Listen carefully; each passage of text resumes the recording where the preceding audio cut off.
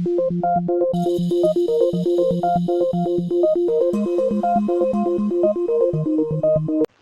are the differences between pedicel and petiole?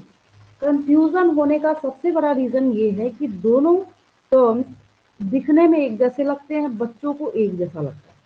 मैंने जब जब एग्जाम में दिया है तो मतलब 98% बच्चे उल्टा लिख के आते हैं या फिर उनको पता ही नहीं चलता मैं पूछ क्या रही हूँ। ठीक है, और हाँ, जो बच्चे लिखते हैं उनको ध्यान से समझना पड़ता है, तब जाके उनको बात समझ आती है। ठीक है, अब मैं बात कर रही थी कि हिंदी में साधारण भाषा में आप लोग इसको डंठल कहते थे। कोई अगर फूल है, कोई अगर फ्लावर है, उसका जो स्टॉक है दैट इज पेडिसल।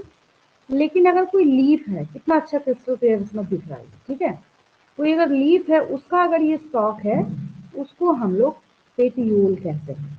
तो क्या कंक्लूजन निकला यहाँ पे? The stock of a flower is known as pedicel, while the stalk of a leaf is known as petiole. Clear हो गया बिल्कुल? मैं यहाँ पे नीचे एक लाइन मेंशन कर देती हूँ, ये आता है एग्जाम में, तो आपको इसको लिखना पड़ेगा। समझ आ गया तो फिर लिखना तो फिर कोई बड़ी बात नहीं है। तो मैंने यहाँ पे बिल्कुल शॉर्टेस्ट लिख रही हूँ यहाँ पे पेडिसल।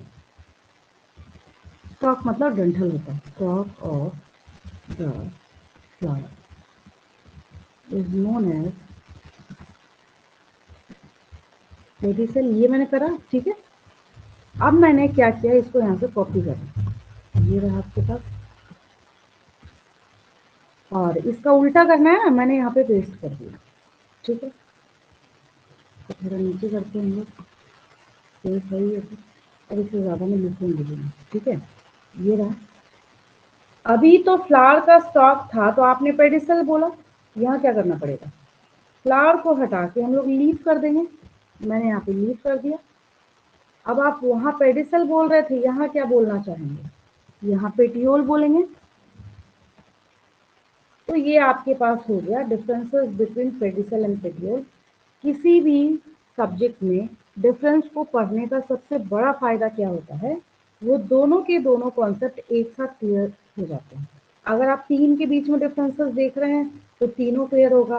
कई बार ऐसे टॉपिक्स आते हैं कि हम लोग चार चार चीज़ों के बीच में डिफरेंस देखते हैं एक साथ, तो चारों टॉपिक्स क्लियर हो जाते हैं। जैसे मैंने आपको सेल डिवीजन पढ़ाया था, तो वहाँ पे प्रोफेज, मेटाफेज, अनाफेज, टेलोफेज, चारों का डिफरेंस आपको एक साथ बता दिया।